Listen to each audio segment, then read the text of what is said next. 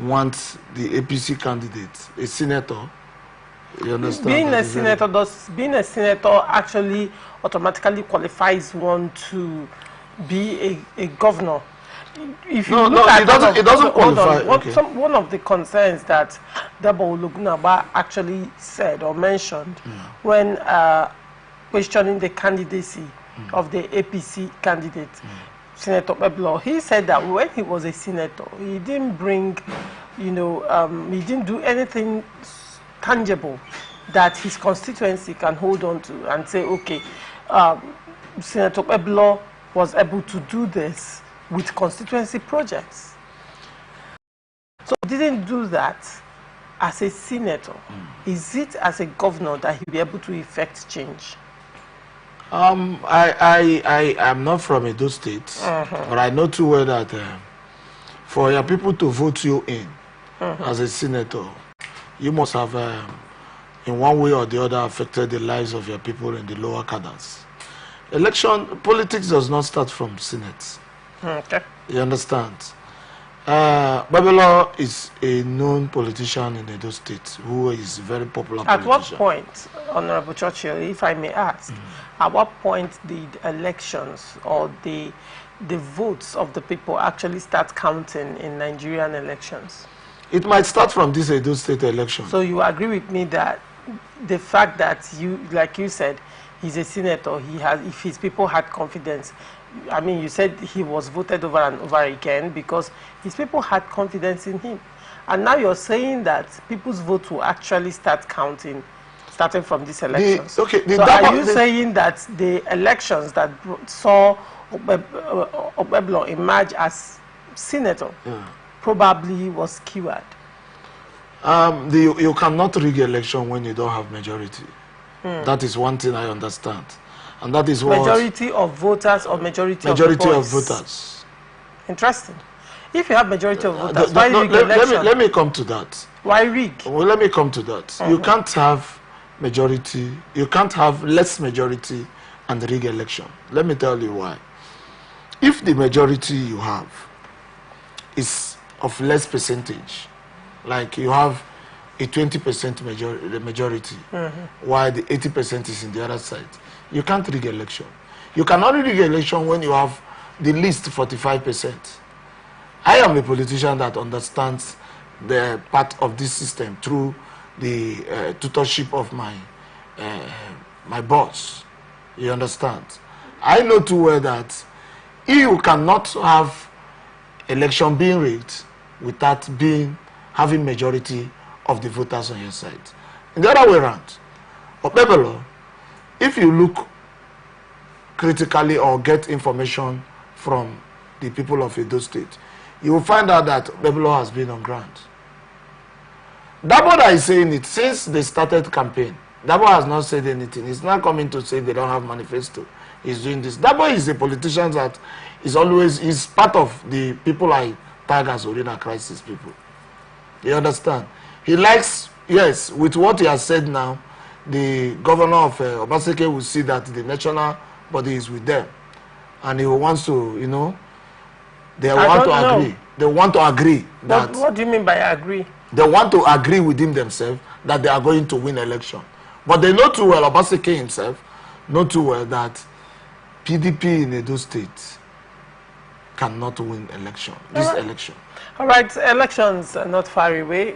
We'll still keep you updated on the fallout of that election. And at the end, Churchill, by the way, I must say, Honorable Churchill, that what you just did now, doesn't it qualify as anti-party activity? I mean, you are a PDP man.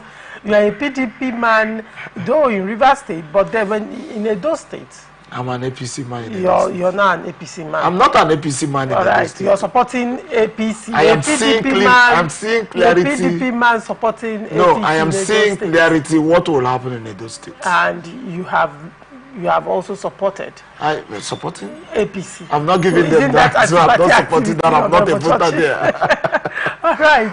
Bauchi State chapter of the All Progressive Congress has described the comments made by Governor Bala Mohammed blaming the fuel subsidy removal by President Bola Tinubu for the economic situation in the country as very unreasonable.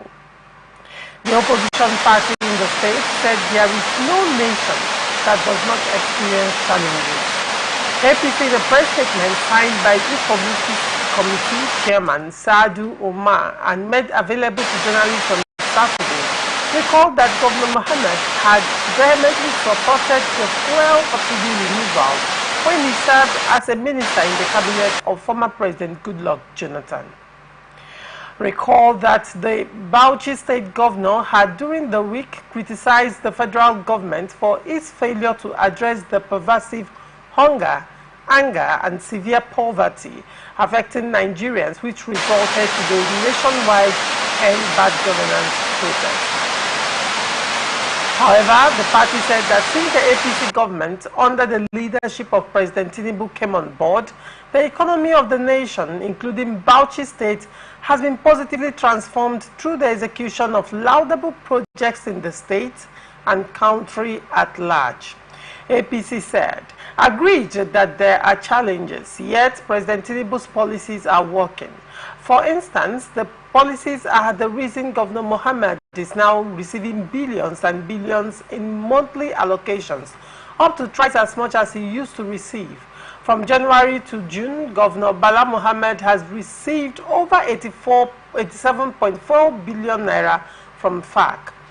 President Tinubu is the reason why Governor Mohammed and his colleagues received over 135.4 billion naira last December in order to help the poor and vulnerable in Bauchi. Similarly, President Tinubu just gave over 438 billion naira to Governor Mohammed and his brothers to fight hunger in Bauchi and other states. Rather, Governor Mohammed has unconsciously paid over 11.6 billion naira to a questionable financial consultant by June this year. Another over 9 billion naira was paid to the same consultant last year instead of paying just 70,000 naira to workers. The APC also alleged that the Bauchi State Governor paid over 33.5 billion naira to his government house and governor's office as overhead costs between January and June. Joining me also on Open Air this morning is Ugochukwu Ifanichukwu, a regular on the show and a political analyst. Good morning, Ugochukwu, and welcome to Open Air. It's Lorentia, good morning. Good to see Honorable Churchill in a while. Honorable Churchill has been ages. Good morning, Nigerians. Good morning, Rivers people. It's good to be here on a Sunday. Thank you. Now, what is your take on the reaction of APC slamming Bauchi State Governor for, his anti-Tinubu comment, as it were? I am always taken aback when I see Nigerian politicians, swim in the murky waters of politics, taking everything as politics, and also being quick to forget history. I don't know why Bala Mohammed is making such statements, and I'm very surprised that his voice could be heard. He's in one of the politicians that, sits down and enjoys the proceeds and the paraphernalia accruing to his office and the official positions. And when we expected him to speak, we did not hear his voice. He, quietly chickened out when the ovation was very high during the primaries of PDP in 2023, before the 2023 general elections. Then, if he has, developed some sense of or conditions of amnesia, let me quickly remind him, though I'm not a Bola Tinubu's fan, but he was here 4 years during the Muhammad Buhari's administration. He did not chastise, nor he did not make any statement of Otom, whose state was ravaged by insecurity, to condemn the inaptitude and the, the silence that bedeviled the invasion of the herdsmen and the Fulani Marauders, and the banditry and Boko Haram and the ISWAP. He did not make, I have not read where the Bauchi state governor then made any condemnable statement as it concerns the Muhammadu Buhari's handling of the affairs of Nigeria.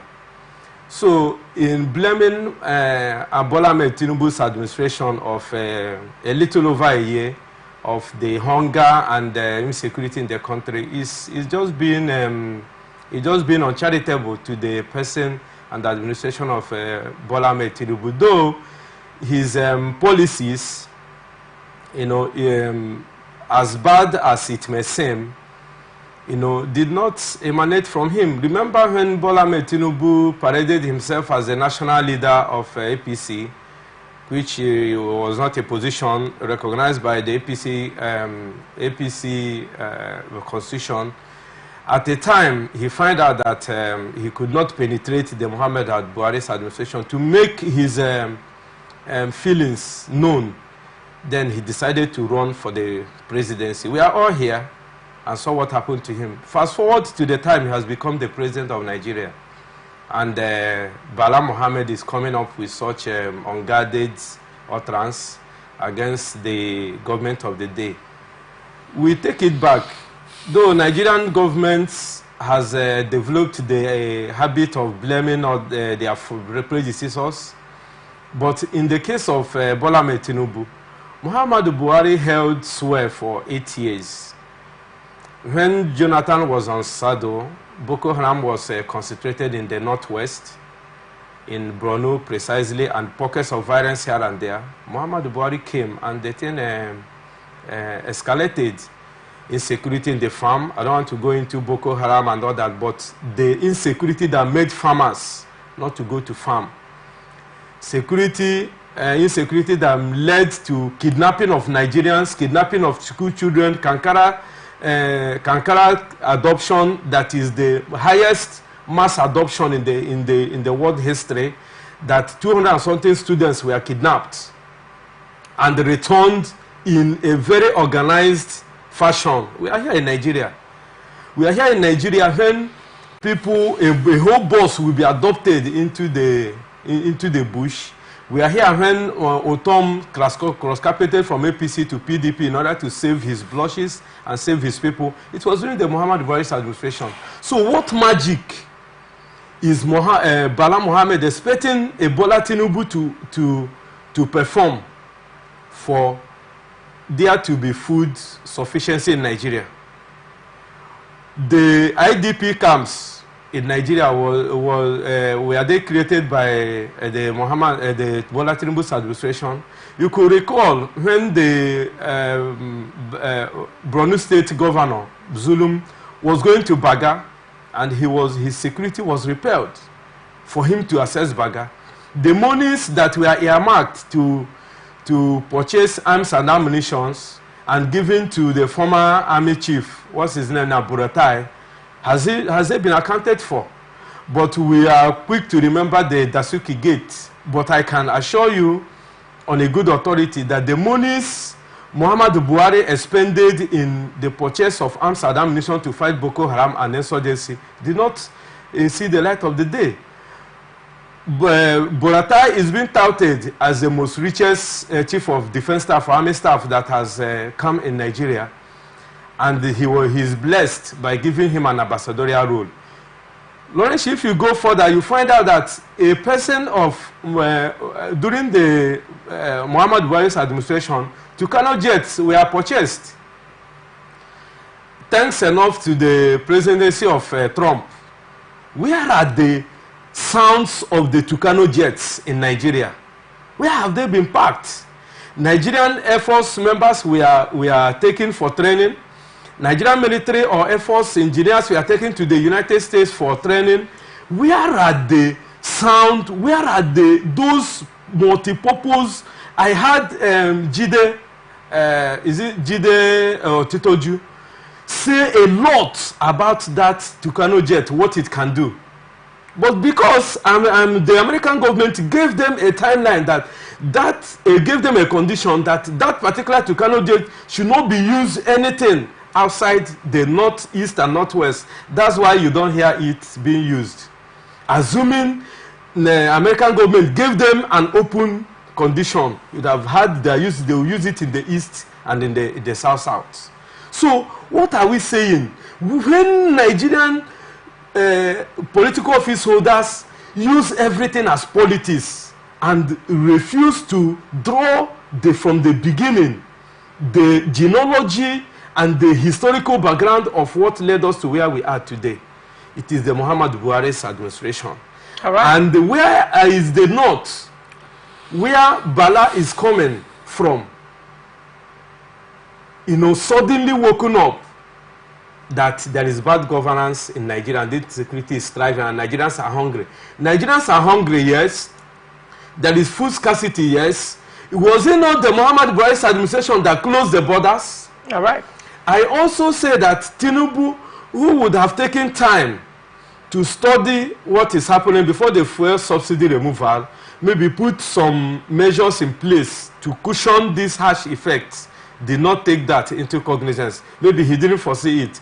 In what you discussed with Honorable Churchill, I heard you saying about manifesto. Nigerian government and governors does not use manifesto. All right. Manifesto is just fulfillment of party regulations for INEC to register them. All right. But they have agendas. And it's only the agenda of Muhammadu Buhari that played out. The agenda of Jonathan played out. The agenda of Ileti Yar'Adua played out, and the agenda of Tinubu is what is playing out against the supremacy of a party manifesto. Right. So they should go and read history before they come out in the open to tell Nigerians what they will not be able to substantiate. All right. Honorable Churchill, what is your take on the comment by Governor Bala and the reaction of the APC in Bauchi State? Like I was here last time when we talked about the issues about persons that came up to say they want to run a counter-protest. I really believe that Nigerians, we know ourselves. I don't play the politics of closing. People say when they want to go and pick Udara, if you see Udara and see physics, you cover the physics with cocoyam's leaf and pick the Udara and go. I don't believe in that politics. I believe in straightforward politics. That is the reason why people that know me too well know that when I tell you my yes, I stand by my yes. You see, we Nigerians know too well that the situation of things in Nigeria is bad. But who are the causes of this? Who are the cause of the situation of things in Nigeria? We should be looking at what is the problem of Nigeria? Where did it originate from? Nigeria is supposed to be a country where we should be saying that yes, because we are blessed with all resources. We're supposed to be relaxed. Nigeria is supposed to be better than, what is it called? Dubai or what? What is it called? Dubai. Nigeria is supposed to be better than Malaysia. Nigeria is supposed to be better than most of these countries. But why is Nigeria backward? I say it without no question, without no repentance, that Nigerian problem is purely corruption. And the person, Bala Mohammed, cannot exempt himself from this shackle of corruption in Nigeria. I will say it. They are all integrated into the problem of Nigeria. And they don't want to look at the solutions of not their, because they will believe that their own generation, their children, their grandchildren, everything that concerns them will study abroad, will take care of them. They will take care of them abroad, and they might work abroad and come here to still enslave the youths and the less privileged in the country. The problem of Nigeria is that our youths are 100% being enslaved and they don't know they are enslaved. That's the problem of Nigeria. He is saying it that there is hardship in Nigeria. When did this hardship start? I remember the time we went we had our economy, the research on economy started. When Buhari entered, President Buhari, entered as a president, the country suffered a lot of hardship at that particular first time. When we are thinking we are suffering hardship at that first time, we didn't know what we were doing that time was enjoyment. Yes, but now look at the place we are today. Why? Because of I have said it time without number that I will never blame Tinubu for the problem of Nigeria, because Tinubu alone cannot be the decision maker that caused the problem of Nigeria. He consulted some persons, but those people he consulted, I call them Orina crisis, because they are always interested in what they will get to enrich themselves and better their generation. Look at the problem Nigeria is facing.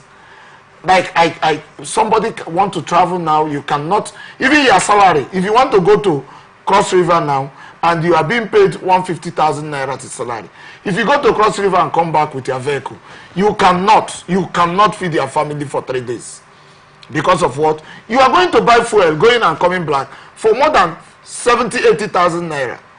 Then how much will you use to take care of yourself? A basin of Gary is how much now? We're talking about food. We're talking about the fuel. We're talking about the economy. The only thing I will say is that all those people trying to criticize the government of President Bola Tinubu should ask themselves question. Jesus Christ asked a question when they caught a woman that committed adultery. Everybody says stone her to death, stone her to death. Jesus Christ asked them a question. If you say you have not committed any sin of such, then be the first to cast their stone.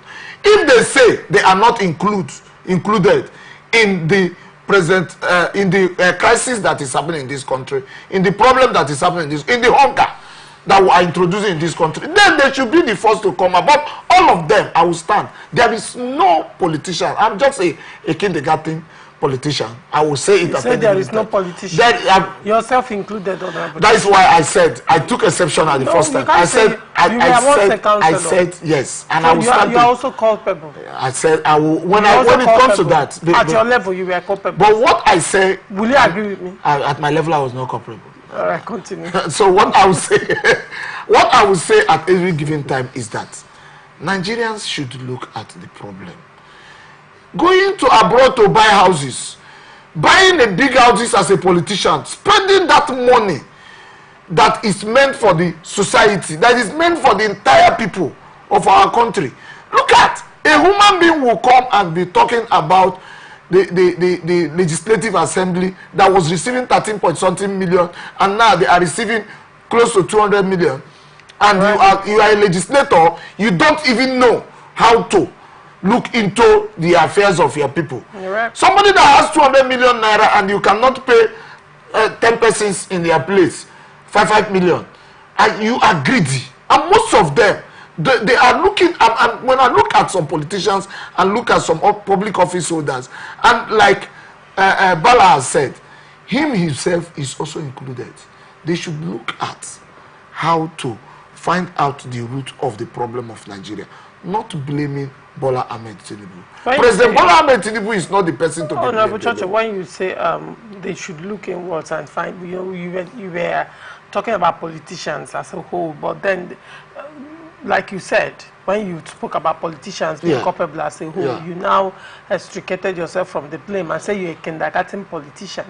Now, let's also classify these politicians. Let's look at the governors, for example. Sure. When APC was slamming, was reacting to the statement of Governor Bala Mohammed, they also said that, I am quoting them, they said, I agree that there are challenges, yet President Tinubu's policies are working.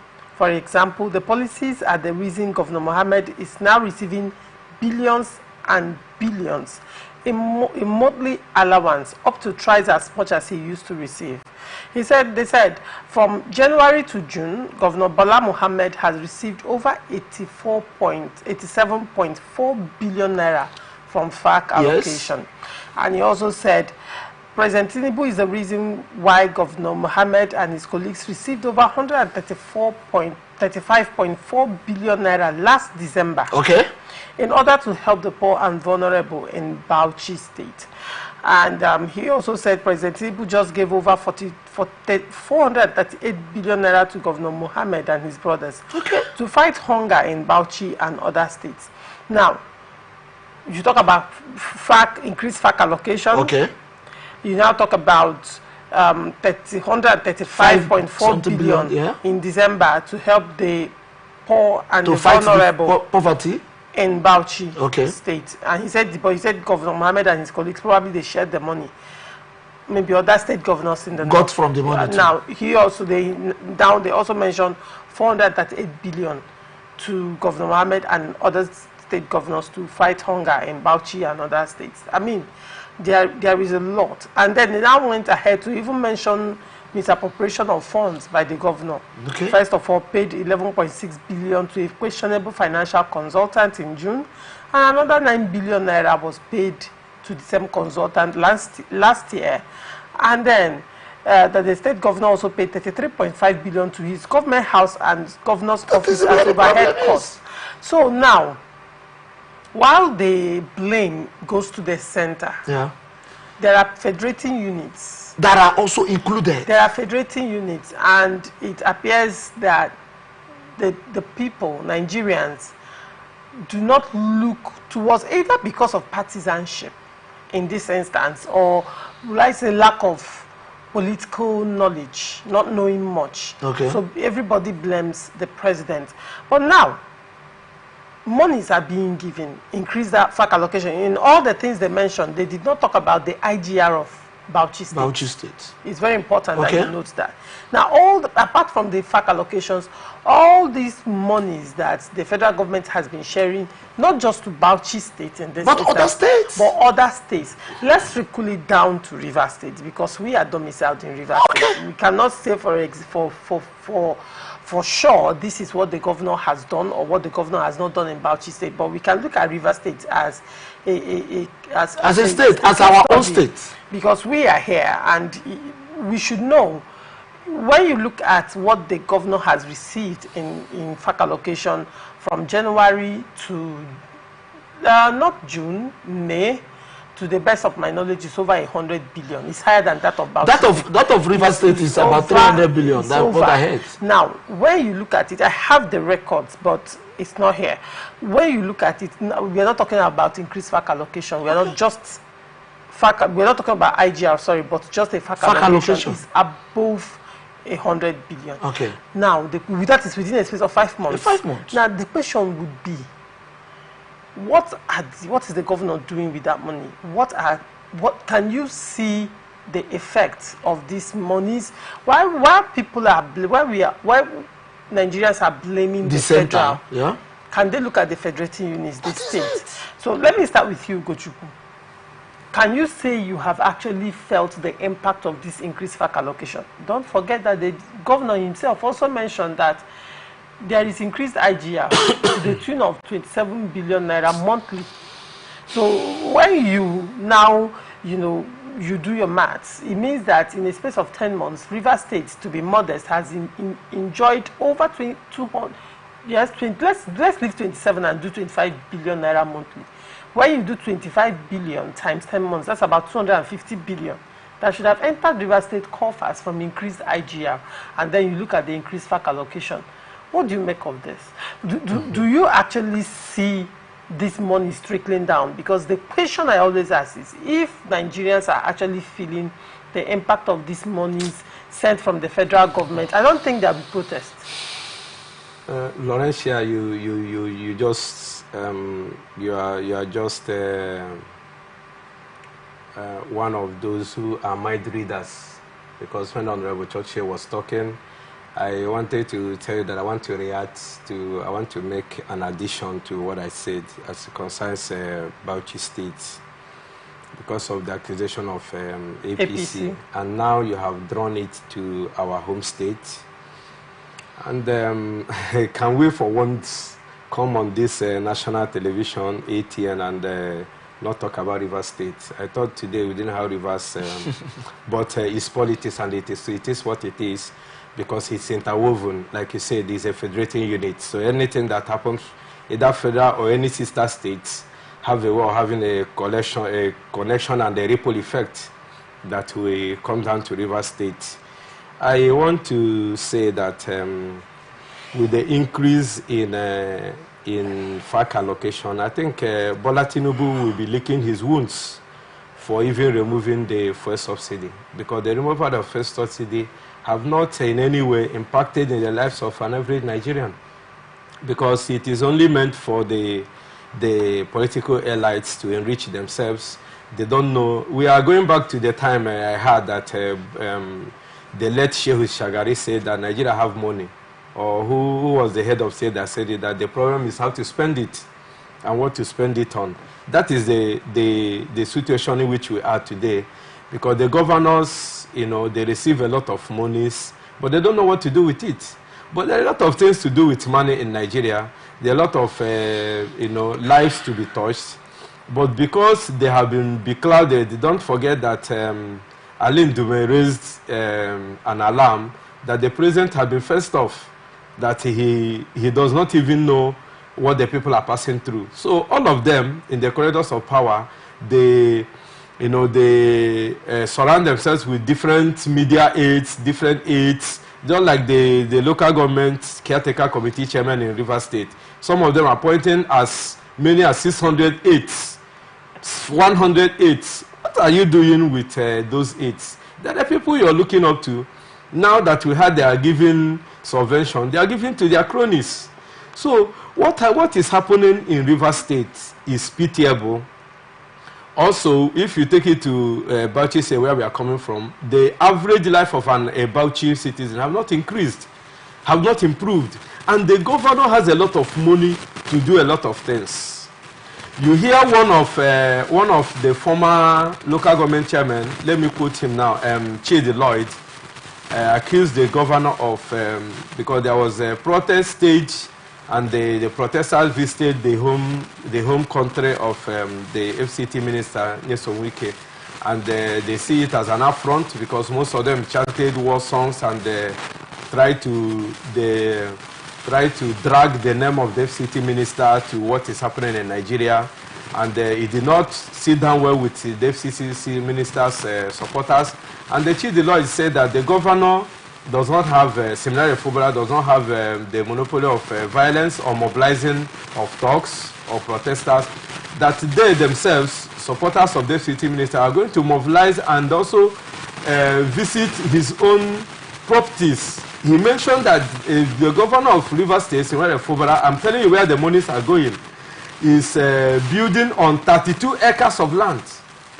I'm quoting directly from what former local government of Emoha, local government chairman Chidi Lloyd said on national radio and national television, that the governor of Rivers State is building on a 32 acres of land. These are the ones they can see. And they said it's on Forces Road. So these are where the money is, because there are a lot of money and they don't know what to do with it. The governor started by, renting campaign offices in churches, with building of his own structure by going to churches and conducting thanksgivings and all that, and giving monies to, the so-called men of God, and renting the faithfuls as his own structure. And now he has, over-bloated his own, what do you call it, his caucus. Everybody that is a perceived political enemy of the FCT minister is not the friend to the sitting governor of Rivers State. A case of my enemy's friend is now my friend. So the monies are being channeled to oil those who did not have voice in Rivers State when Nyesom Wike held sway, are now in the corridors of power, are now fraternizing with the governor of Rivers State. And now, even remember that when the governor marked his 1 year in office, which he said is 4 months, though, you asked me a question here, and I said that the governor should not be in competition with anybody, and he should not be in comparison with anybody. But he should find out what he will do to make name in Rivers State. But you find out some, over-bloated road construction. You are asking where the monies are going, because the governor saw a lot of monies. He demolished the State House Assembly. and he wants to renovate it with how many billion? I think we talked about it here when Tony Okocha was saying that the acting APC chairman Rivers State said that this money earmarked for the renovation or rebuilding of the Rivers State House Assembly is over the board. We discussed it on this show. And you saw him buying cars for traditional rulers in Rivers State. Are those things necessary? Those that he said, I'm quoting the governor of Rivers State, Senwere Fubara, verbatim. He said that some of you, the first class traditional rulers, I know you have vehicles. Now I want to convert it to monetary gift. Because, no, I'm quoting what I heard from him. Anybody can take me up. That they went on visit to the governor of Rivers State. He said that, yes, they reminded him of the car he promised them. He said, I'm taking into cognizance because I know that most of you have operational vehicles. Now, do you want it converted into money? You want to give a traditional ruler millions of naira because those are SUVs, maybe not less than 50 million or 60 million. You now want to give them. Is it the priority? Is it the hunger that is happening in Rivers State? Has the governor himself imported rice? As the federal government has given 20 trucks, we have not seen any in Rivers State. The 500 billion that he was giving him as palliative for Rivers State have not been shared. Those he gave money for SMEs are the cronies and church members that are his structure. This is where we are in Rivers State, and this is where the monies are being channeled. Go and see all the people that are running around the governor now are feeding facts. We heard that on good authority that the CTC chairman now, he said one of them, Element precisely, the mother and his family members went to visit the chairman, and he said that the mother of the CTC chairman said that governor said that they should not be called CTC caretaker committee chairman, that they should call them executive chairman. I heard that yesterday on record. So they are now gifting their cronies cars. I mean the CTC chairman. They are now gifting houses and building houses and leaving the local governments the way they met it. These are where the monies are going. Don't forget the increased IGR in Rivers State. So you're asking where the monies are going. The monies are going to pastors and churches, and also buying over of the small or mushroom, what do you call it, political parties in Rivers State, for his own support base. And the NLC in Rivers State chapter is not left out. Most of them are now feeding facts. So these are where the monies are misappropriated. And we are only giving credence and we are looking up to the federal. But I call on Rivers people and Nigerian citizens within the state locality to hold governors accountable, because they are getting a lot of monies and they are not using it. Look at Bayelsa State, how many are there? 80 local governments, Shoma. Have their lives increased? You're talking about the monies governors are receiving. Yes, we'll still get back to that, but they can give monies there at this point. And let us hold them accountable and see what they are using our monies for. All right, very well. Honorable Churchill, what is your take? I asked the question and I'm asking you again. You know I'm a reverse man. Yes, I know you're a reverse man. And it's a reverse and you are also a politician. You will always say I'm a politician. And your ears are to the ground. Yes. So tell me. One thing in Rivers State is, if I want to start blaming politicians, they say, if you want to be fine, if you want to be good, start from what? Home. Charity begins at home. Because I now look at the things that is happening in the country, and let me channel it down to my home, just like you said. The governor of Rivers State, first of all, before I continue, let me give kudos to His Excellency, Right Honorable Rotimi Chibike Amechi. I know why, and I will say it clearly. He's a man that took the head, took it by the horn, and employed about 14,000 youths. Not knowing whether you are from Rivers, 13,000. Not 14. Not 13,000. Not knowing whether you are from Rivers State or not, but on merit. And by the grace of God, it worked. And I want to also let us know that Rivers State is suffering from a very serious sickness. What's Is that? only, the sickness is lack of unemployment and lack of staffs in the various areas, including health. Staffs in health, staffs in education, in schools. The number of staffs they have in health is affecting the health sector, whether they like it or not. Probably because the health practitioners, the doctors, the nurses, most of them are no more in Nigeria. That yes, that includes But it includes too. the graduates. But what I'm looking at is these are the areas that we are really having problems. And now when you are talking about the huge amount of money that has entered our state, it's not working. You've said that the IGR has increased. It's not working. You've said the allocation, yes, we know that the allocation has increased. The allocation you don't need to tell us. Yes. We have the records of the allocation. Just like what you are saying, you are saying for 10 months about 250. No.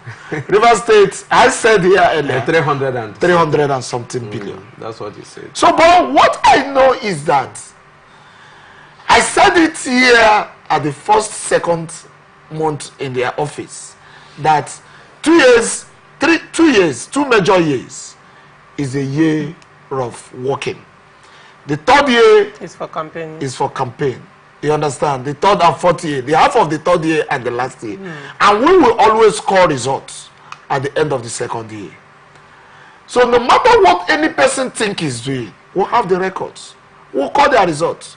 I don't want to say that River State is backward, but what I want to say is that we are not seeing any results in all the money entering in River State.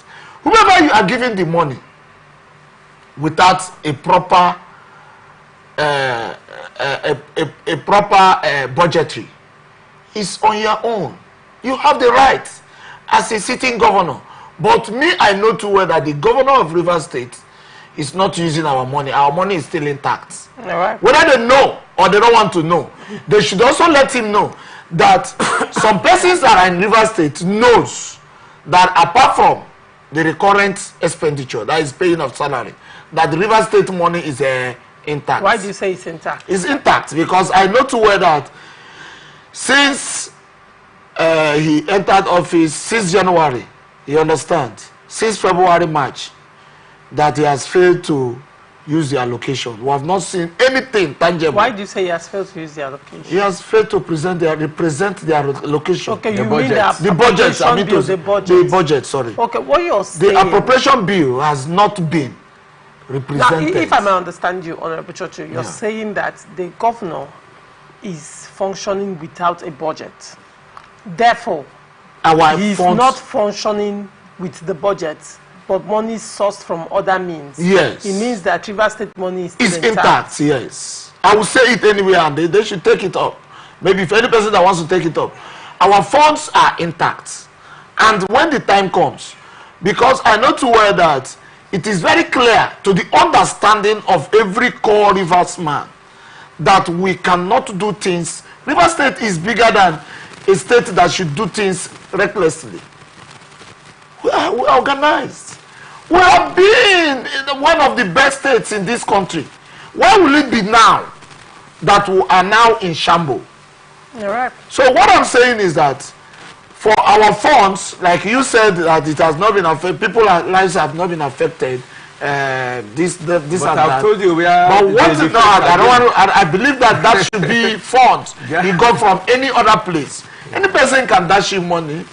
Any person can give you money to start any project. After all, he was the former accountant general, so he cannot tell me he is not broke. He's not a poor man. So he must have be using his money now. So that one is not an issue. But what I know is that River State's fund is intact until when the right things is being done.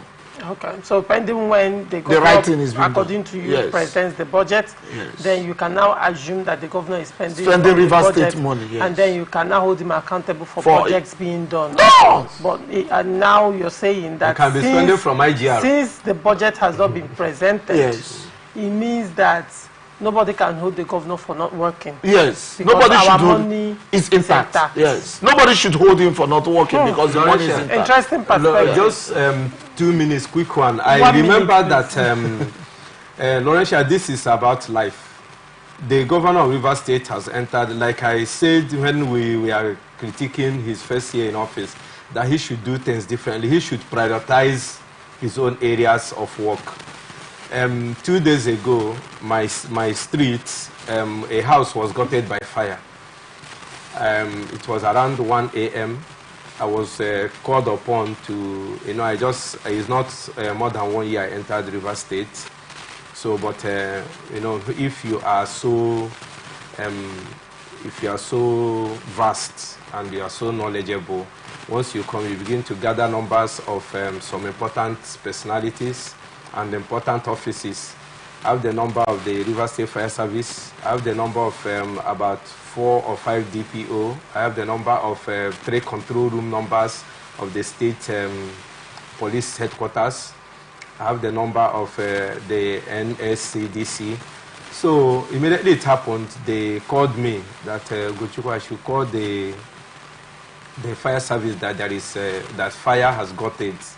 I called on national television. I'm saying it. I called the Rivers State Fire Service. They said that there is nothing like fire service existing in Rivers State. You were here on Thursday when I said that Ignatius Ajuri University was gutted by fire. Nothing was picked in that stores that got burnt. Then I called the control room of the state police. They told me that I should not bother even calling the state fire service, that there is no state fire service, that the fire service in Rivers State is non-functional. Okay. I'm quoting, and nobody told me. I said I called. I can provide the record, the voice note. Then I called the Shell fire service for rescue. They now asked me the degree to which the fire has gotten. I said it's on the 3rd degree. They said there is nothing. That before they will get there, that they can't salvage anything, that the people should use the manual way of preventing it from escalating. I said this happened 2 days ago, and I am a witness, and I made calls. Then yesterday I called the fire service chairman and said what is happening in Rivers State. He said that it is moribund and it is not functional. And this is where our monies could be channeled. You're talking about what can we use our money for. At least somebody has even suggested that each of the local governments should have fire service station.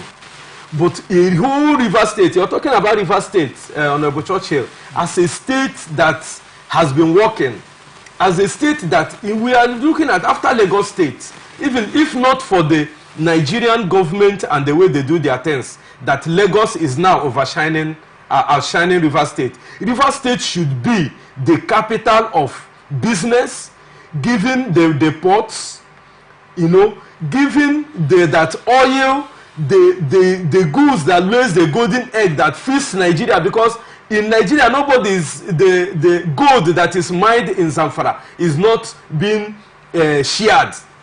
The monies that are credible from gold, and go and check the prices of gold and crude, and they see the level. I told Laurentia on one of our programs, I said, I listened to a documentary from DW, and so the Nigerian, the number Nigeria occupies in the nations that are producing gold, I was marveled. I said, wow. And these monies are not shared in fact. What are we talking about in Nigeria? A lot of things to be talked about. But right. This one, that Rivers State, is the goods that lays the golden egg. And you're talking about Lagos State. So, in whole Rivers State does not have an operational fire service station. It is pitiable. Right. And I called on the governor. If you will not do any other thing in Rivers State, please give us a functional 3 stations in the 3 senatorial zones of Rivers State, workable and functional fire service with modern state-of-the-art equipment of fire service station in Rivers State. All right. People's Democratic Party has appointed former Osun State Governor Olagunsoye Oyinlola as the chairman of the 25-member National Reconciliation Committee. Former Gombe State Governor Senator Ibrahim Dakwambo has been appointed as the secretary of the committee. The PDP has been grappling with internal discord since last year's general elections, where they were defeated by the ruling All Progressive Congress. In a statement issued on Friday by National Publicity Secretary Debo Ologunagba, the PDP announced that the inauguration of the newly formed Reconciliation Committee will take place at a later date.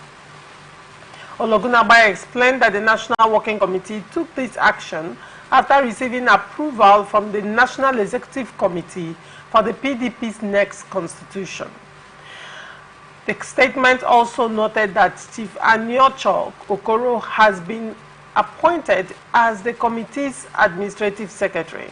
Other members of the committee include Chibudom Muche, Alhaji Bello Tafidan Gusau, Senator Ben Ndi Obi, Senator Tunde Obeha, Senator Shaibu Esa Lau, Dr. Esther Udwehi, Senator Zainab Kure, Kabiru Tanimu Turaki, Alhaji Mutia Olayenka Ladoja, Dr. Abimbola Ogunkelu, and Ude Okochukwu. Also included are Dr. Boyelafega Dabekam, Chief Emmanuel Ogidi, Dr. Edi Olafeso, Chief Dan Olase, Abdulsalmad Dasuki, Shegun Showumi, Amina Bibi Farouk, Alhaji Hamza Akuyan Koshe, Mike Ikoku, Oloye Jumoke Akinjide, and BC Fakayode. The statement read in part, the committee will be inaugurated on a day to be communicated in due course. The National Working Committee charges all leaders, critical stakeholders, and teaming members of the PDP to remain focused and committed to the vision, principles, and aspirations of our great party in the overall interest of growth, development, and stability of the PDP and the nation. Honorable Churchill, you're a PDP member. Yes. Now, a lot of internal wranglings since the presidential election of 2023, and it has trickled down to the states. Rivers State is in crisis. Edo State is about to have its Guba elections September 21, and Edo State PDP has crisis. I mean, there are pockets of crisis across the states. Is it not belated at this point? I know whatsoever thing they are doing, that of Edo State, there is no time again. Okay. But whatsoever thing that concerns this committee that was set up by the National Working Committee, National Working Council, is a good one. Was set up by the National Executive Council. No, NEC. with the approval of the National Executive Council. The National Working Committee set it up with the approval of the NEC. National Executive Council. Yes, go on. So it's a good one, and I believe that it's going to yield a very better result.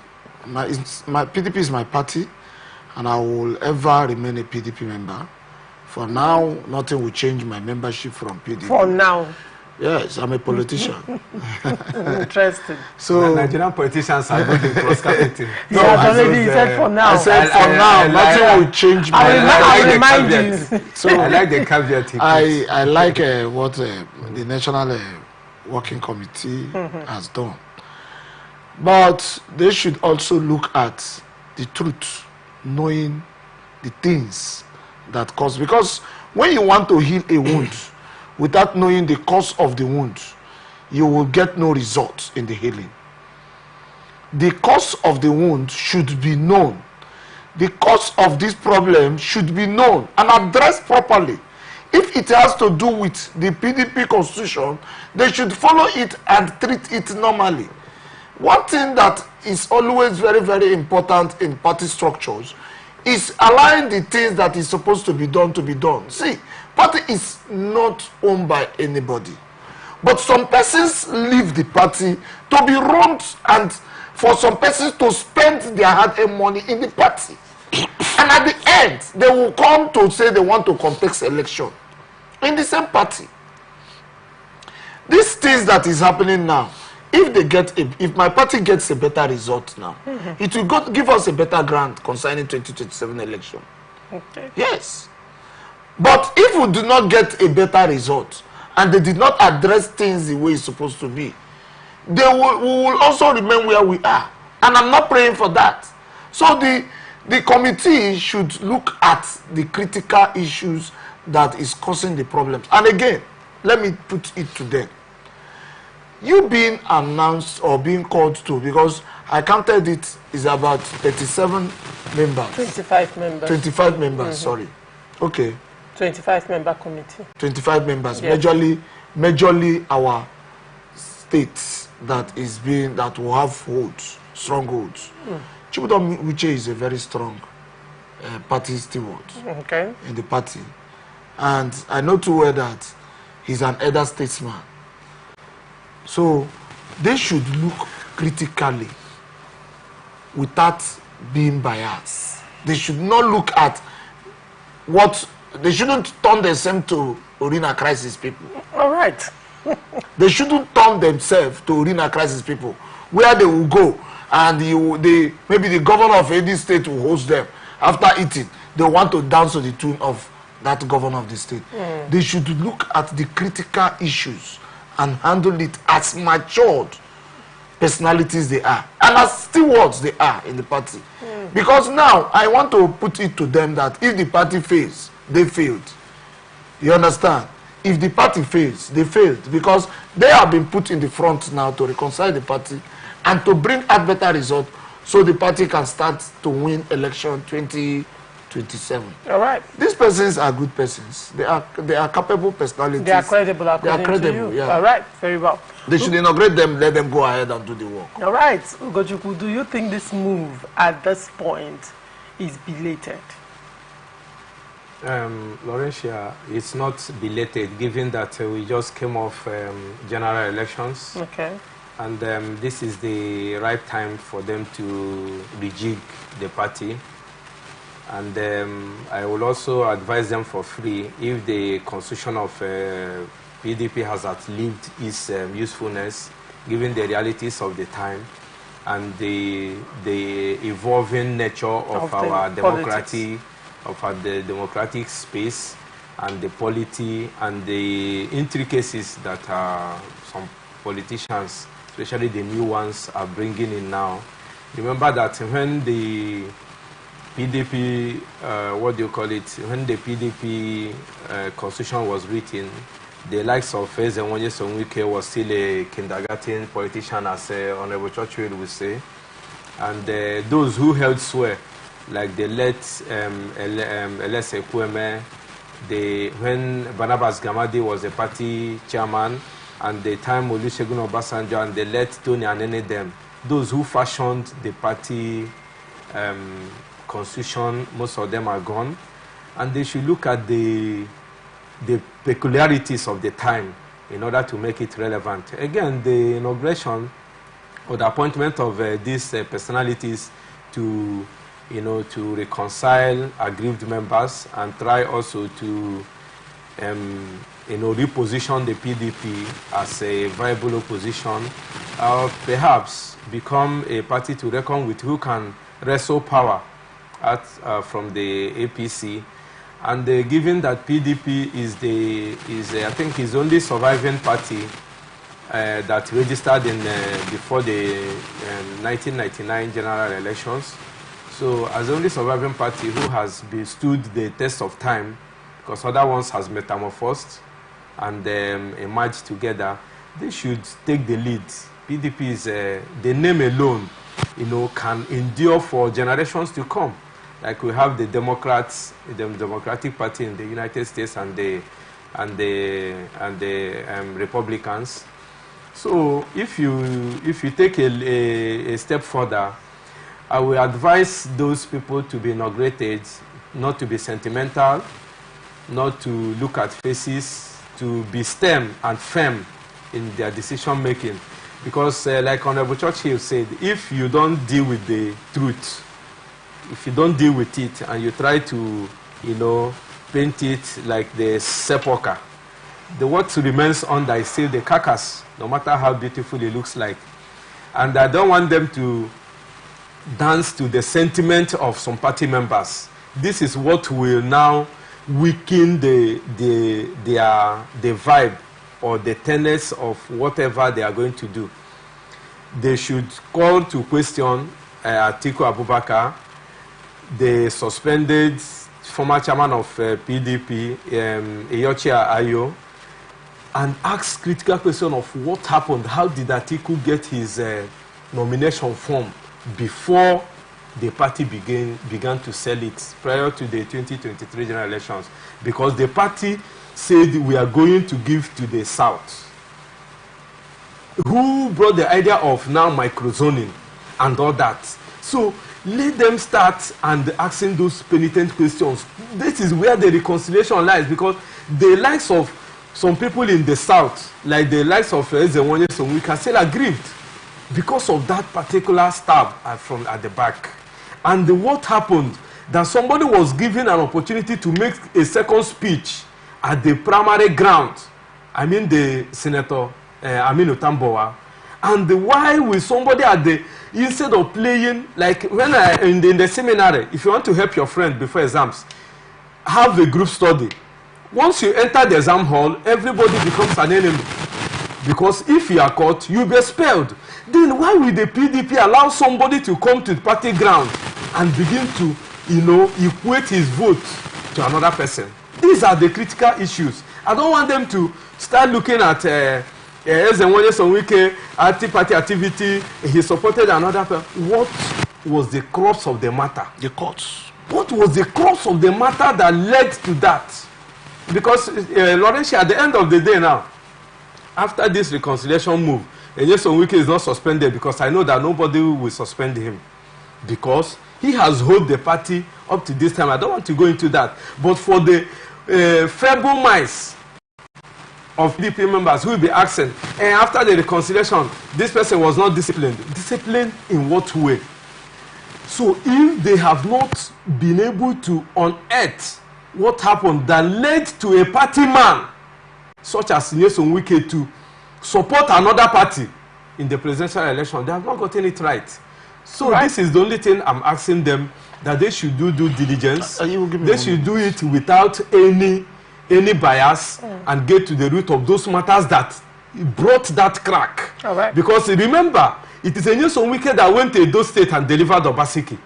And if he's not a party man, he will not go and deliver Obaseki. For the problems that are in River State, they know the truth, and they should allow the truth to prevail. For the one in Edo State, the Edo State has been overtaken by time, and there was no time Obaseki called for help.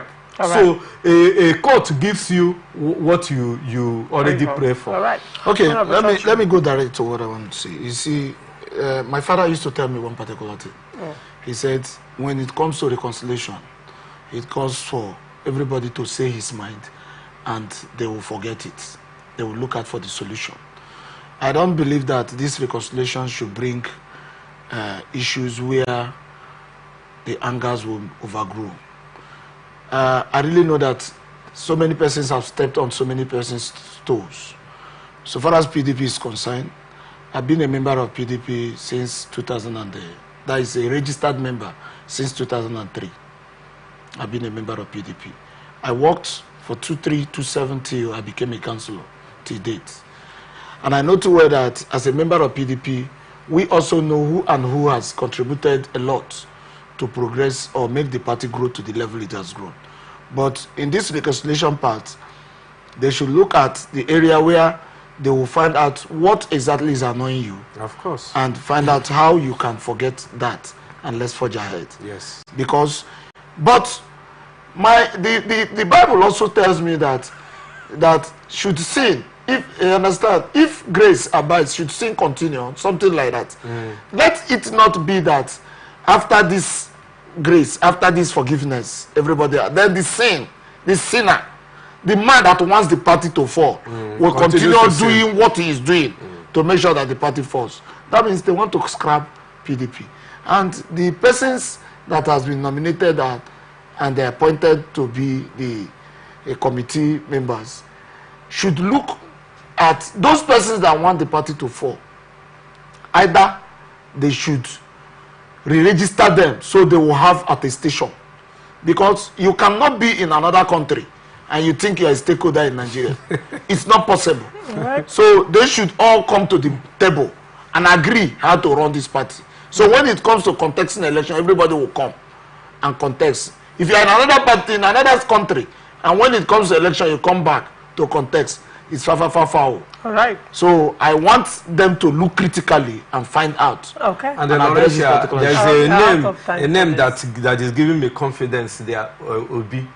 I think Senator Ben Obi. Okay. I think he gives me a lot of confidence as what that particular committee. That is your brother. That is your brother. No, it's not about his trajectory. You and already his, said that the members there have integrity and they are credible. Yes, his impeccable character and trajectory as you have followed them. No, they selected them very well. Very well. Supreme Court's July 11, 2024 judgment includes far-reaching decisions that will significantly alter local government administration in the country.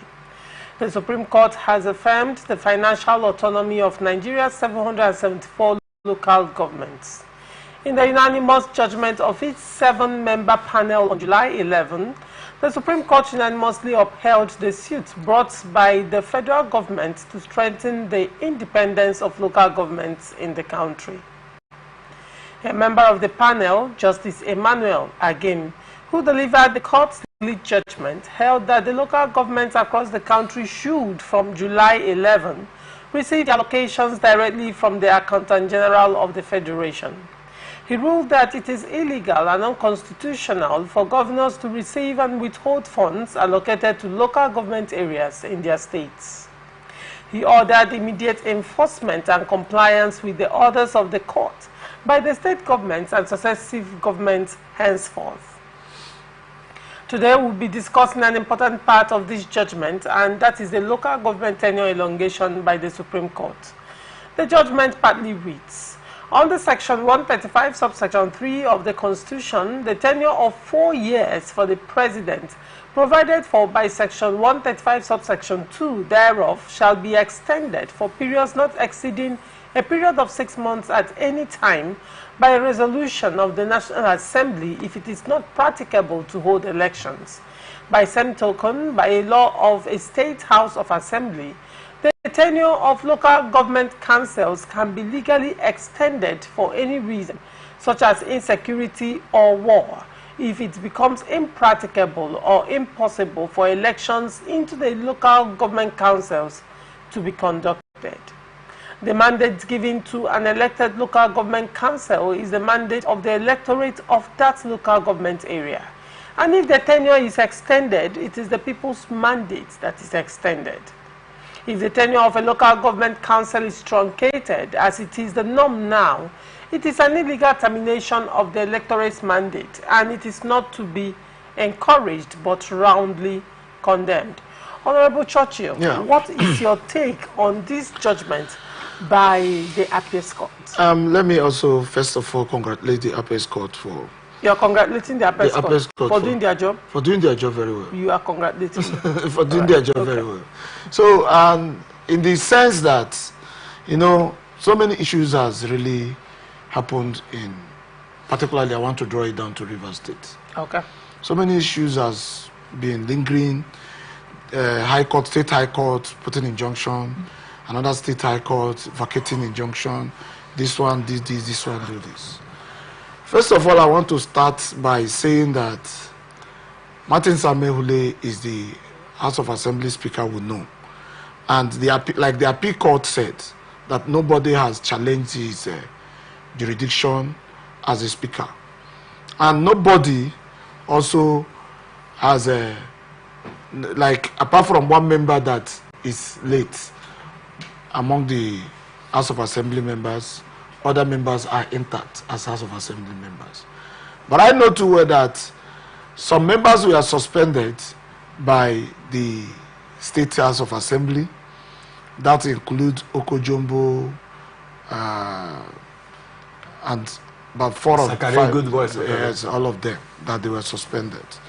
So, and they have not been recalled back. as House of Assembly members. I asked a question. I said, can a suspended priest be nominated to be a bishop in a church?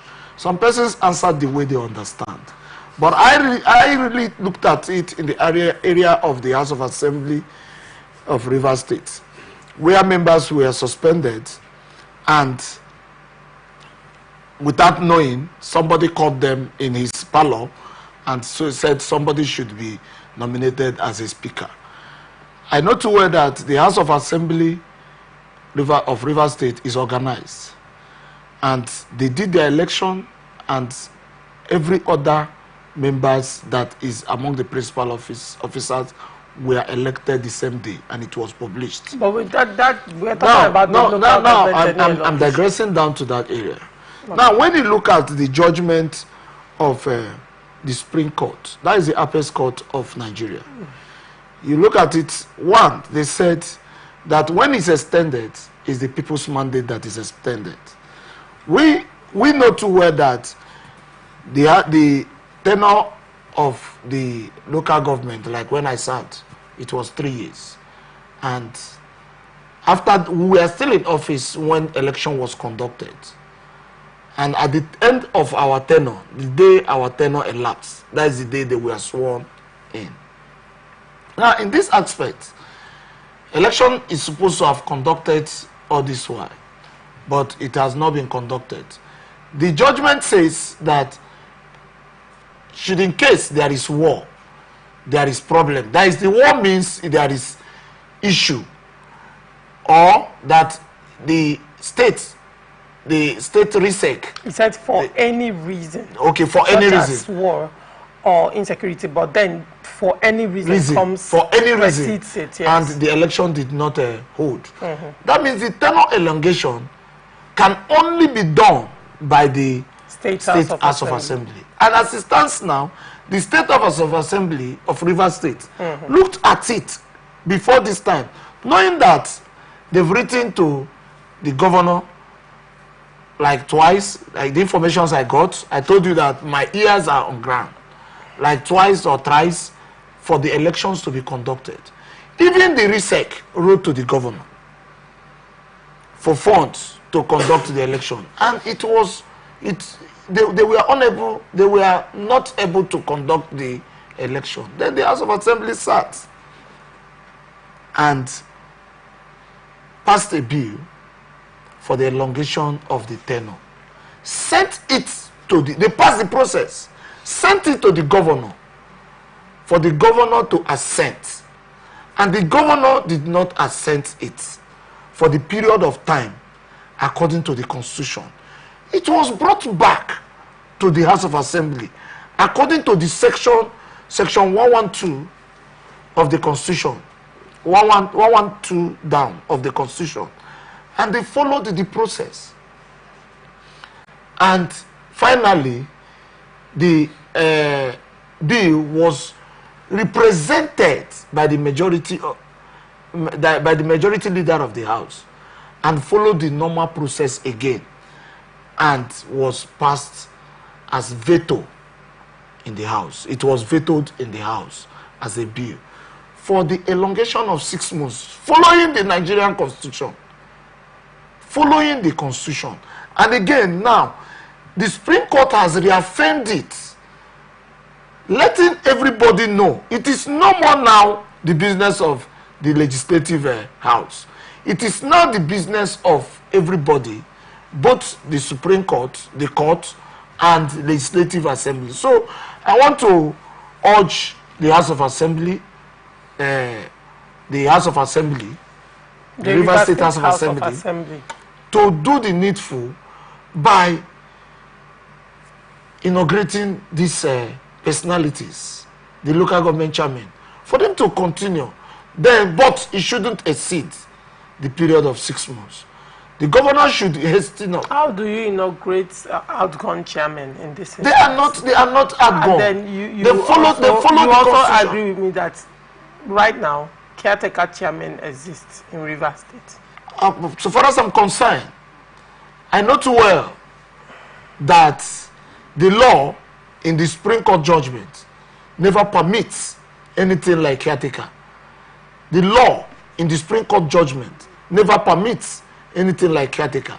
So whatsoever thing the governor has done with some persons, calling them names, caretaker and that, the only thing I know is that the House of Assembly has elongated the tenure of the local government council chairman as according to the Constitution of the Federal Republic of Nigeria and according to the ruling of the Apex Court of the Federal Republic of Nigeria. Is it in the place when you say that the Rivers State House of Assembly should enforce it? It's not in the place of... No, they are not enforce. They are not enforce it. Okay, now let me come to that. Who will enforce the ruling? God bless you. Now, it has been vetoed. The Commissioner of Police have heard now not from the House of Assembly, heard from the Apex Court, that is the Supreme Court. Now, I also urge the Commissioner of Police of the state and, okay, the IG to instruct the Commissioner of Police of the state to make sure that the law and the decision of the Apex Court is being followed critically. Across states? Or just Rivers State? Rivers State and other states too, if that case is being... Of caretaker. Yes. Right. So caretaker should be erased in anything concerning the country.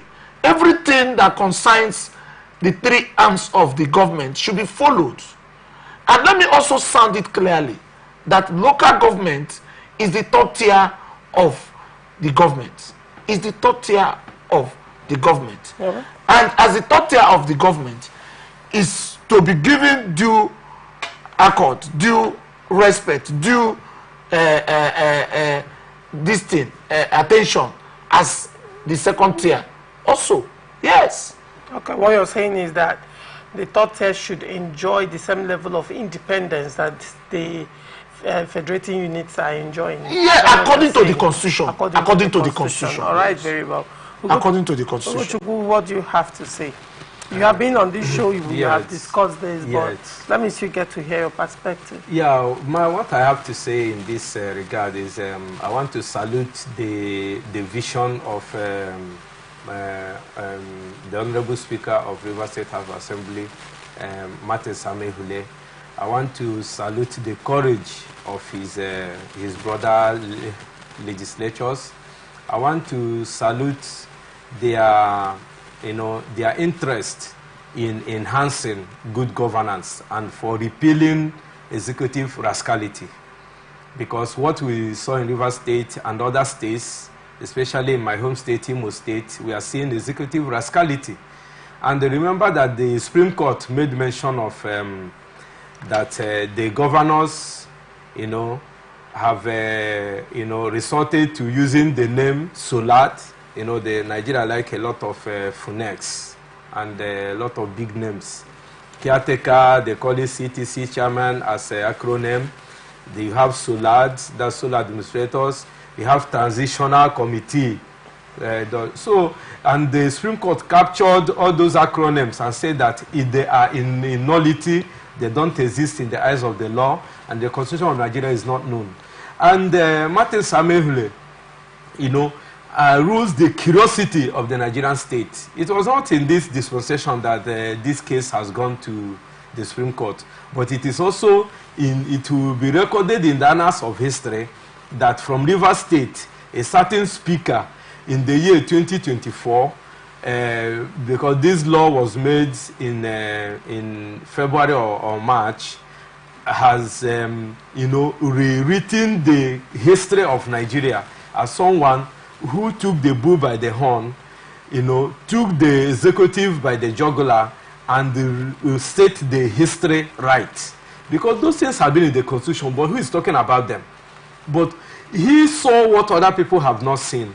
And thanks goodness, immediately he did it, and his brothers, it awoken the curiosity of the Nigerian state that the federal government have to go to the court, Supreme Court, to get this matter sorted out once and for all. Once and for all. But during Obasanjo era, it came. During Jonathan or Yaradua, some people went to court and said that the local government should be given their due autonomy. But we saw it didn't fly.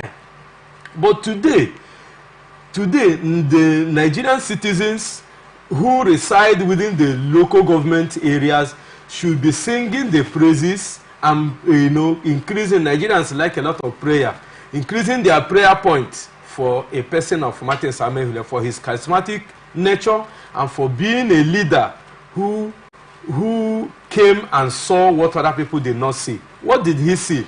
He went to the constitution and find out that there is a caveat that what is good for the good is also good for the gander.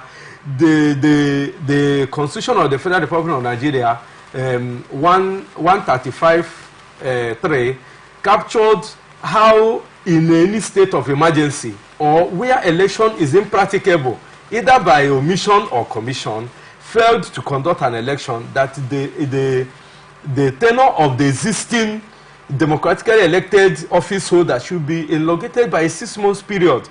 But there is no war in Rivers State. There is no natural disaster like we are seeing in other countries, and the one that happened in Ukraine, where their president is still sitting. The elections should have been conducted since last year, but the days they are in war, the president is still sitting. Now in Rivers State, due to the inaptitude of the governor, his reasons best known to him, his action and inactions started when he did not capture the local government election in the purported budget he presented in December.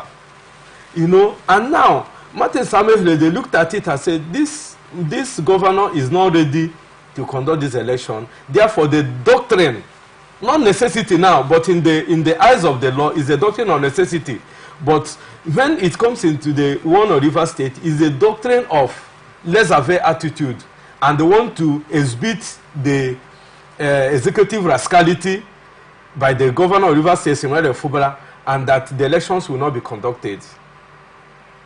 Whatever his reasons are, then the legislature, being an independent arm of the government, went in search of how to curtail the excessiveness of the usage of executive power, went to amend the Rivers State Local Government Law number 5 of 2018.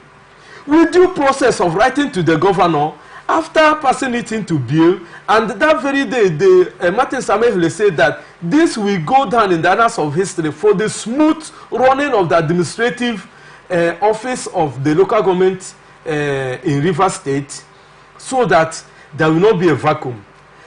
And the constitution captured it and said that the mandate of the people that their tenure will be elongated are still carrying the vote and the mandate of the people. It is not a one-person appointment, as we have seen in Rivers State. The governor of Rivers State had appointed caretaker executive chairman. So now they passed the bill and give it to the governor and waited. They waited for the governor to assent or not assent. They retrieved it and went through the legislative process again to reenact it after passing it in the form of veto. They vetoed the governor, and today that is where we are. And the Supreme Court has come to affirm it. And the Laurentia, before I leave it, because it's a whole lot of academic exercise, I want to say that I sat here on Thursday with a guest analyst, and he was saying that the Rivers State should not be beneficial to this, that the outgone local, the local government channel will not be beneficial to the Supreme Court. No. Martin Samuel, what the Rivers State House of Assembly have done is not, they did not wait for the for the Supreme Court to come and do it. This is not a new constitution. All right. The Supreme Court drew their judgment from the constitution that is existing. Okay. And it is from the constitution that the Rivers State House of Assembly, heavily led by Martin Samuel, drew the action that they took. So we are in the letters of the law where the likes of Chidi Lloyd will not benefit in what the Supreme Court have done.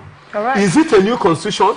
Is it a new order? The answer is no. So what the local government, even the Supreme Court should have even awarded, told other states to pay money to the Rivers State House of Assembly for doing the needful. That was not the prayer. No, I mean, no, that is what they have done, you know, to lay credence to what they have done. All right. So what we are saying is that the local government chairmen are beneficiaries because this is not a new constitution. It is a law that was rigorously passed. And the Supreme Court and the government functionaries, the apparatus that are concerned, should enforce that particular law and make sure that those who are carrying the mandate of Rivers people return back to their seat until elections are conducted. I'll still come back to that, but then let me just let's do things in this country the right way. Okay. You know, if something of this nature is happening in Rivers State, and IGP and maybe the commissioner police will say is the politicians, the same thing will continue happening in other states. It is quite time that we have to put things straight. When a law is being made and made mostly in vetoring executive powers, it should be followed, because that means the governor, mostly in the state, that means the governor is not interested in that law. But that is the law that concerns the entire people. It's the law that concerns the entire people. What we say, they say democracy is the government of the people, by the people, and for the people. But as it stands now, some people see themselves, when it comes to you have been elected as a governor of the state, or you are the president of the country, the people, most people don't see that. It doesn't concern them. It's them. I'm the head.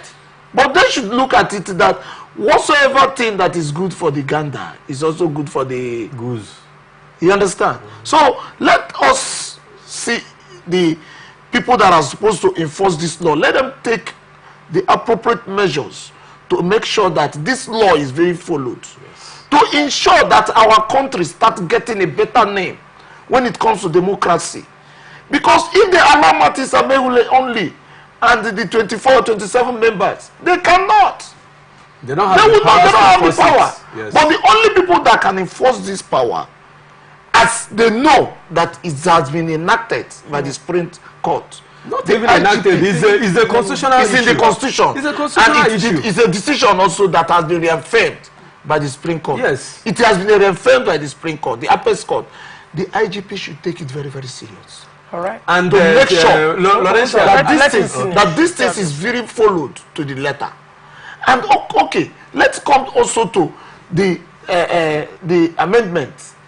The amendment should also be gazetted. I know too well that Martins will not wait to gazette it. So this particular ruling tomorrow should also be transferred to any state that wants to make the same mistake. That will also be correcting the aspect of the illegalities that is happening in our country. All right. Most of the states take it as is a normal thing. When it continues happening, does not mean it's a good thing. It doesn't mean that is the right thing. They should start correcting it now with this reaffirming of this law. All right. Now, the question I want to ask is, now, both of you talked about it from the angle of the Rivers State House of Assembly, right? And I don't know if you are aware, but the matter, to a large extent, is in court. I brought my state, Imo State. Yes, it's in court. But now, apart from that, when you talk of enforcement, when the Supreme Court gave its judgment, they said it is to be implemented with immediate effect. Not just the local government tenure elongation, but also FAC allocation, and also with regards to the independence in the runnings and of the local government. Now, if the Supreme Court has said it is to be obeyed, the ruling is to be implemented with immediate effect, it boils down to the executive arm of government. Now, you recall that this matter is between the states and the federal. So the states were defendants in this case. And all their prayers and their suits were thrown out by the court. Yes. Now, if the Supreme Court said it is to be implemented with immediate effect, that order goes down to the executive government, because executive arm of government, because they are the ones that have been, going against the constitution. You understand? Sure. So now, like we have talked about it, some states have quickly said, okay, we are going to have elections, so and so. And while that is still going on, FAC allocations, according to the Supreme Court judgment and order, has been stopped. It will not trickle down to the states with caretaker committees anymore. The question I want to ask is this: the governor of Rivers State not immediately implementing the order of Supreme Court, what is the implication of that? One. Now, the second question would be, if the governor does not implement this and the federal government ceases allocation due to the local government in Rivers State, how are these caretaker chairmen even running the states, their local government areas at this point? Is the governor funding them from monies meant for the states? Because right now their funds comes directly from the federal government and not the states. So is the governor going to fund them from the state's allocation instead of them receiving from federal? I don't know if my question makes sense. Yes, it makes sense. So now, let me start with you. Okay. No, let me start with you, Ugochukwu, very quickly. What do you have to say to these two questions? When we talk about the enforcement, like Honorable Choche was saying, I still take it that my little wonder why the local government secretaries are still being manned by the Nigerian police, because given, if you draw it from the law that Martin Samehule has vetoed the governor, you will find out that their presence there is still valid very much, because that enforcement should be immediate, because the Constitution, this is not a Supreme Court judgment per se. This is just Supreme Court, reinforcing what the Supreme Court has said already. So we didn't need the Supreme Court to even come and tell us all this thing, because the Constitution captured it. So now, if you take it a little further, you find out that, like Honorable Churchill said, the governor has money. Maybe he has been using his private money, because this case now is not the case of Lagos State versus Olusegun Obasanjo during the Bola Ahmed Tinubu's time, because then Bola Ahmed Tinubu was trying to create LCDAs. Then the allocation was withheld. That elicited, enabled him to increase his IGR. Later, their monies were paid. So the federal government, I will blame them in this case, because that they went for a meeting, they went for their state and their federal meeting, and the federal government said, okay, we'll give you 3 months. It's the federal government that is playing the mother figure here, trying to have pity, maybe especially because of the local government workers, because we don't know how they'll be paid. And given that more than 20 states are involved, so if you starve them of fund within this time, I hope federal government is giving them an ample opportunity to conduct elections. So that is what I'm seeing. It is not because they cannot enforce it immediately, but for the sake of those that are involved, that are not actors per se in what is going on. All right, Honorable Churchill. Okay, firstly, the question you asked first, if the governor refuses to do what is right, what is it like? To me, as a person, I know his negligence of duty. But in the other way around, he is also trying to let the Rivers State people believe that he is the owner of Rivers State. How do you mean? He is the owner of Rivers State. That means nobody talks in Rivers State. It's only him that talks. Because if the Supreme Court has given a judgment and you don't want to enforce it, that means you don't see anybody. And I would see it as he is attracting something dangerous on his own side. That means tomorrow, if they rise up to say they want to impeach him, Nobody should These start people to will rise up. the assembly now, because he's trying to truncate on. He's trying to. You think it's an impeachable offense? When gross it's misconduct. It's a gross misconduct. Negligence of gross misconduct. So that one is one. Now, when we're talking about the enforcement, yes, he's the one that is supposed to enforce. If he is very, very wise, these issues that is happening in Rivers State would have been curtailed by this time. After the ruling, what he would have done is give an open decision, this thing, and call everybody to come for inauguration. He inaugurates them and grants a press start preparing for elections. You understand that within this period that the election is October, and everybody will sit up. But the funds, financial aspects, being sent to the executives that has been, their tenure has been elongated, is the right thing that the FAC is supposed to do. Because if they send it outside to that particular account and instructing that these are the persons that is supposed to sign it, of which we know, accounts has not been changed, signatures has not been changed, because it's supposed to be changed in a normal process.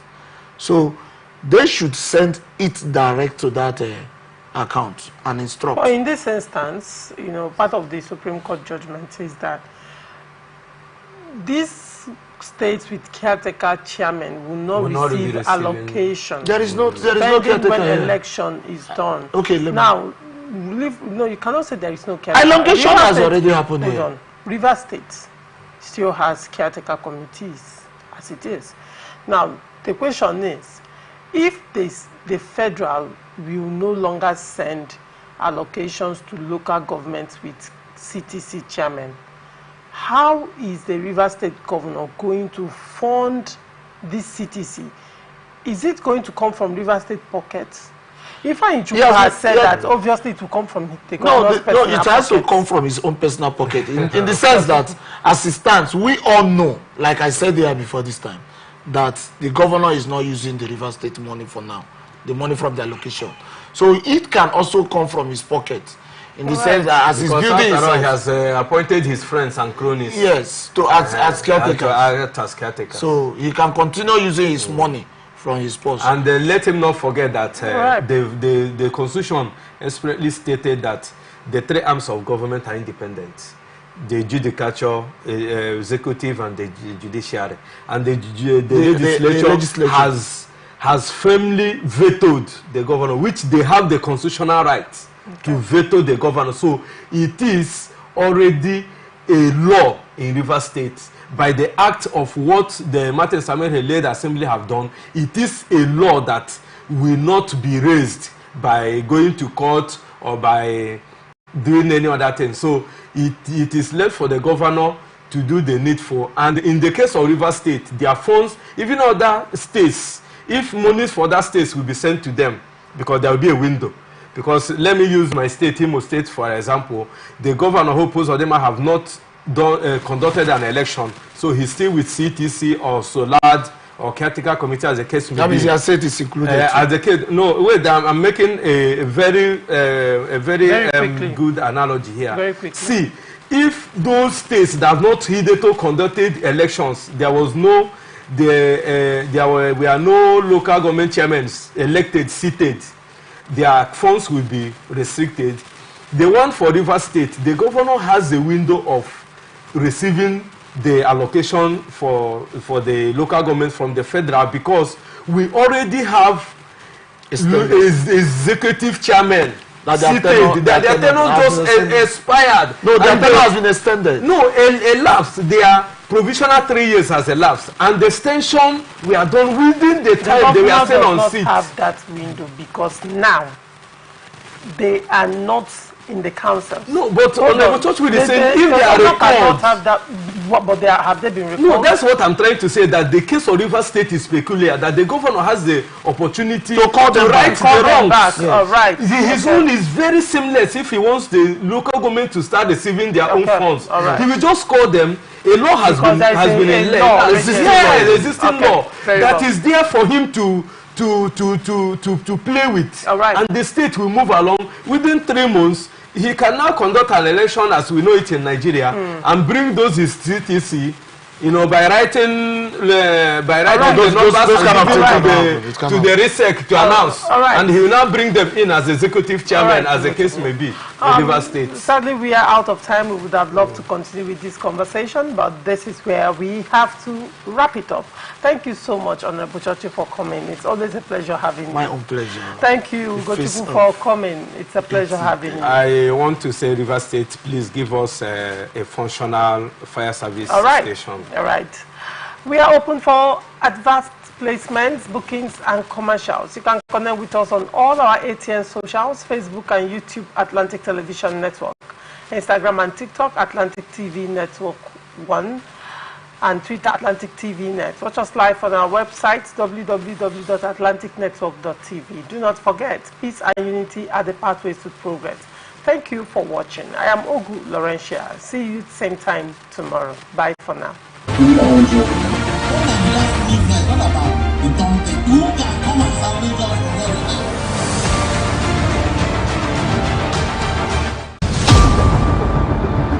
Representing people, Mr. President, my people are on the sea. I will place economic stability and confidence. I thought what we got to lead of this minister and the top of government. We keep all the assets for our money we keep in charge.